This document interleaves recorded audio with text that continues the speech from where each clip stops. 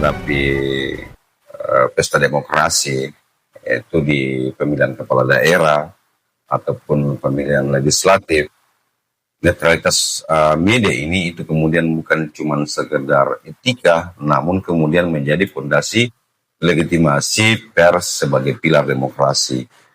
Jadi ada beberapa regulasi bagi jurnalis yang kemudian ikut berpolitik, di mana netralitas perusahaan media ini tidak berdiri di ruang hampa, melainkan diikat oleh aturan yang secara spesifik, di mana mewajibkan untuk diketahui oleh perusahaan media maupun jurnalisnya. Jadi ada surat edaran dari Dewan Pers nomor 1 tahun 2022. Ini kemudian menjadi pedoman utama pada pelaksanaan pemilu di tahun 2024. Poin kuncinya adalah pers sebagai wasit, di mana media diminta untuk menjaga jarak yang sama dengan semua para kandidat, memberikan porsi pemberitaan yang berimbang dan tidak menjadi alat propaganda pada salah satu pihak. Dalam Undang-Undang Nomor 40 tahun 1999 tentang pers, di pasal 6 teman-teman di huruf E itu kemudian menegaskan bahwa peran pers ini memperjuangkan keadilan dan kebenaran. Nah, dalam konteks pemilu, kata kebenaran ini artinya menyajikan atau memberitakan berita yang objektif tentang rekan jejak kandidat, bukan suatu framing teman-teman, bukan satu framing yang kemudian bernada memihak. Nah, kemudian pada kode etik jurnalistik, tepatnya di pasal 1, dalam garis besarnya bahwa wartawan itu kemudian bersikap independen dan profesional, artinya memberitakan peristiwa sesuai suara hati nurani, tanpa adanya unsur-unsur lain ataupun campur tangan ataupun terpengaruh dengan intervensi-intervensi dari pihak seseorang. Jadi dia harus tetap konsisten, profesional dalam menjalankan tugasnya. Kemudian di pasal 3 kode etik jurnalistik, itu kemudian wartawan lagi-lagi diminta untuk menguji setiap informasi yang didapatkan, kemudian memberitakan secara berimbang, tidak mencampur adukan antara opini dan fakta yang sifatnya menghakimi. Nah, di aturan khusus teman-teman, Dewan Pers memiliki sikap tegas sebagai jurnalis yang kemudian terlibat dalam politik praktis, apakah kemudian itu menjadi calon kepala daerah atau menjadi calon legislatif ataupun menjadi pengurus partai politik.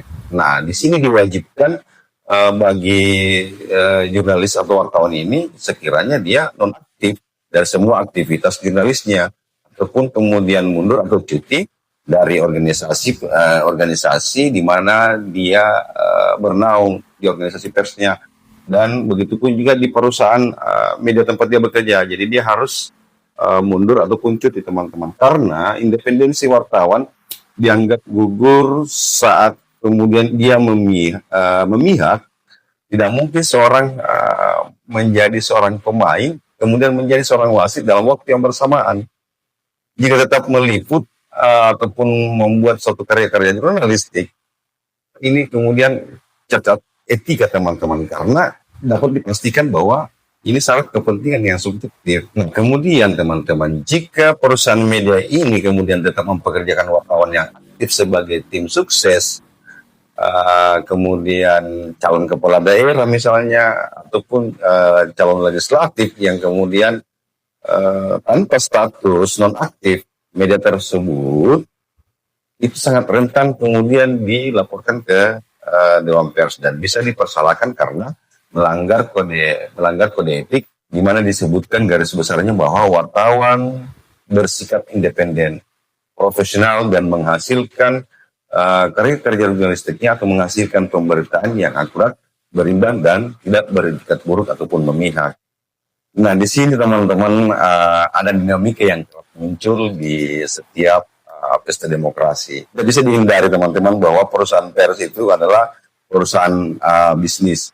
Tentunya ini kemudian ada target-target yang menjadi tujuan mereka di perusahaan bisnisnya ini. Tetapi kemudian tidak bisa melakukan intervensi ke ruang redaksi. Oleh karena itu, Dewan Pers setiap kali melakukan verifikasi atau pendataan perusahaan media itu memastikan bahwa struktur direksi perusahaan media dan struktur ruang redaksi media itu harus terpisah. Sehingga kenapa? Seperti tadi bahwa pemilik media dan pemimpin redaksi itu tidak boleh pemilik media kemudian melakukan penekanan kepada pemimpin redaksi, karena itu tentunya pasti akan berdampak pada pemberitaan-pemberitaan yang kemudian dihasilkan.